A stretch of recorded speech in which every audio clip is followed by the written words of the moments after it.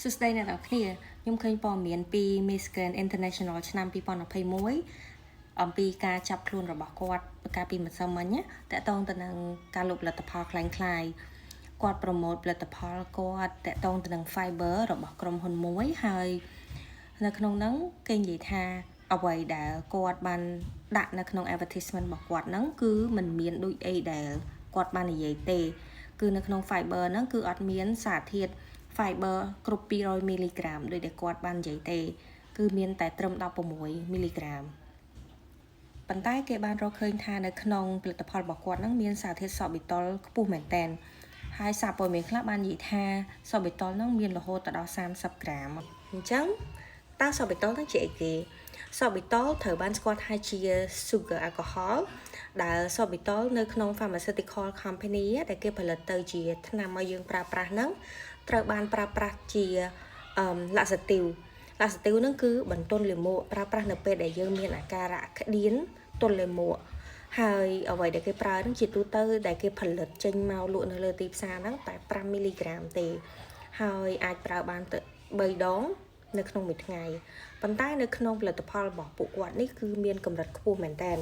រហូតដល់30ប្រហែលជា30ទៅ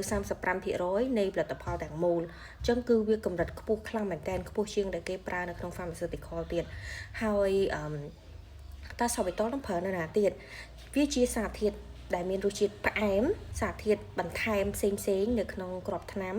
ដូចជាគេយកទៅដាក់នៅក្នុងការផលិតធ្វើជាសេរ៉ូថ្នាំសេរ៉ូថ្នាំទឹកក្លុកសម្រាប់កូនក្មេងអីហ្នឹង suspension អីហ្នឹងគេប្រើមានសារធាតុសប៊ីតុលនៅក្នុងហ្នឹងហើយពេលខ្លះនៅក្នុងទឹកកពុលមាត់នៅក្នុងថ្នាំផ្សេងទៀតដែលមានសារធាតុផ្អែម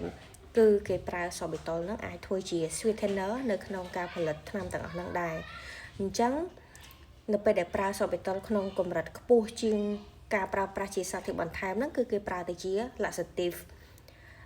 ការប្រើប្រាស់ laxative សប៊ីតុលហ្នឹងក៏វាមានផលរំខានដែរដូចជាធ្វើឲ្យចុកពោះឬក៏រាកអីចឹងទៅអញ្ចឹងនៅពេលដែលយើងប្រើវានៅក្នុងកម្រិតខ្ពស់ប្រកាសជាអ្នកប្រើប្រាស់ហ្នឹងមានអាការៈចុកពោះរាកខ្មួលខ្មាញ់ដូចពេលដែលយើងថាពេលប្រើផលិតផលសម្រកទម្ងន់មួយចំនួន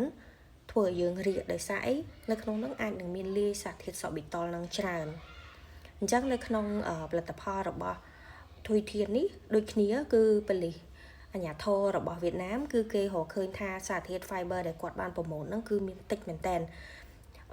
ដូចជា0.70%ទេទាំងដែលគាត់បាន declare ថាអាហ្នឹងមានទៅដល់28%ចំណែកសប៊ីតុលវិញជាសារធាតុបន្ថែមដែលធ្វើឲ្យមានរសជាតិផ្អែមប៉ុន្តែនៅក្នុងផលិតផលរបស់គាត់មានសប៊ីតុលរហូតដល់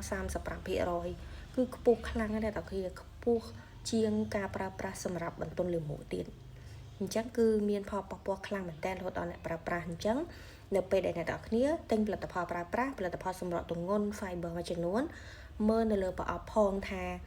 តើគេទៅសេមានសារធាតុអីគេខ្លះហើយអាចឆែកមើលអំពីផលរំខានរបស់វា